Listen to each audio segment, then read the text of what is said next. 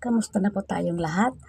Ang sabi ng ating Panginoon dito sa Isaiah 45 verse 22 hanggang 23, ganito po ang kanyang sinasabi: "Lumapit kayo sa akin at kayo ay maliligtas, kayong mga tao sa buong daigdig.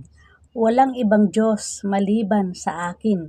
Ako ay tapat sa aking pangako at hindi magbabago, at tutuparin ko ang aking mga pangako.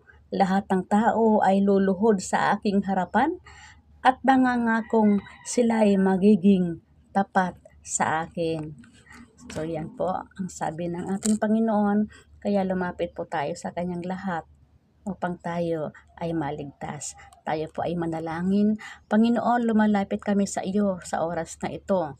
Umaasang kami ay maliligtas sa iyong kapangyarihan at sa iyong kabanalan, Panginoon, kami ay nananalig.